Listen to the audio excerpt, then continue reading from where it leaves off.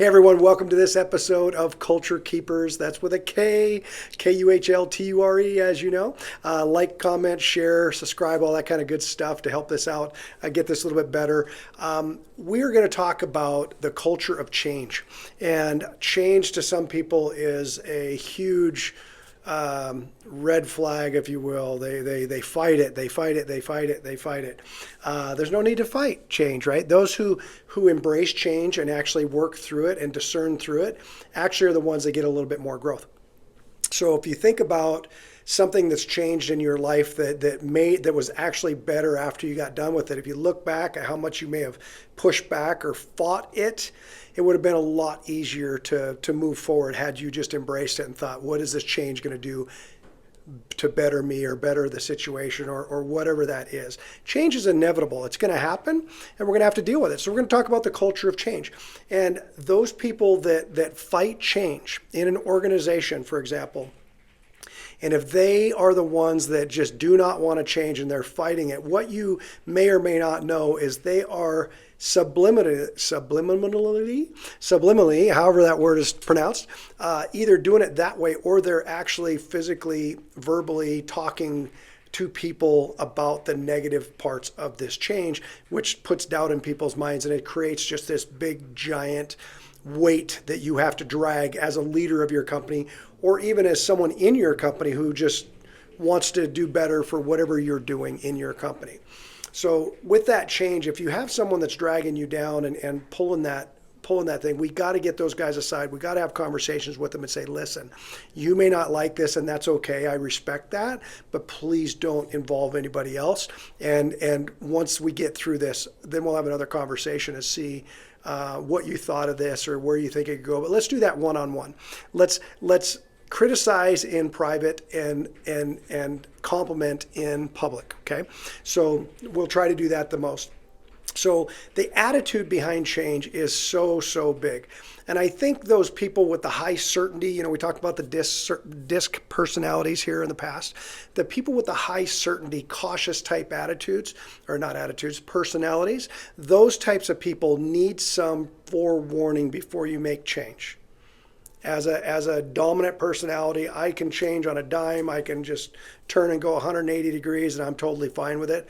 Those certainty personalities do not like that. And that's who they are. So we can't be mad because they're not going to want to do that right away.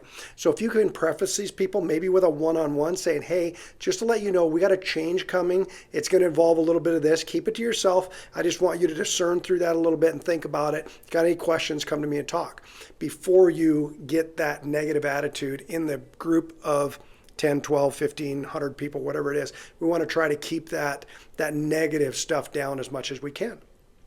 So one of the 10 commandments that we have, and again, I'll give Chief Paul Stein from Santa Monica Fire Department, I'm sure he's retired by now because it's been 30 years or more since I got his document about the 10 commandments in the fire service that I brought over to our firm in real estate.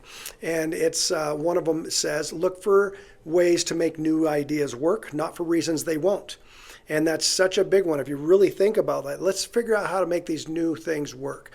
Things are changing quickly with AI, with all these things. We have to embrace the change. We got to change to get better. We can't stay the same or we'll just kind of be left back. So when all the team members are on board and everyone's helping move forward, and I gotta give shout out to this team that I have right now because we are changing CRMs. That's our client relationship management program, and it is a giant undertaking, an absolute massive undertaking for just a ton of work that everybody's got to do, and it changes everything.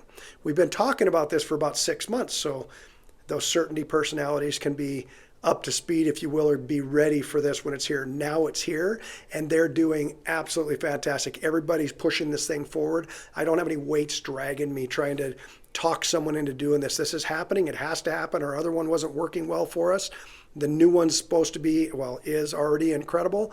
And we all know that. So we planted those seeds, we got it going, and it's going 10 times better than it ever could have been. If there was one person in there that was going around and spooling and whispering behind backs and this sucks or whatever, and they got that negative attitude, it would probably be 10 times worse or maybe even 100 times worse. But it's not, because we did the right thing. We acknowledged what was happening. It's a needed thing. We showed the value of it. and people jumped on board. So with that being said, when you're having change, if you have the ability to converse with everybody, especially one-on-ones, people want to hear one-on-ones. A lot of people won't bring up a negative connotation or a question in a group setting because they might think that they're not asking a legitimate question or something like that. And all questions are legitimate, because if you don't know, there's probably someone else that doesn't know as well. So just ask the question.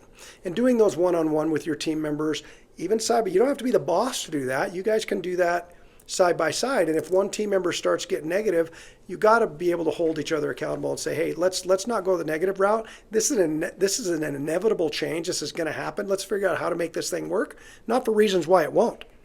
We do need those discerners that say, hey, if we implement this, then this might happen negatively. Sure, we need those, because maybe we can avoid a roadblock down the road with some of these things.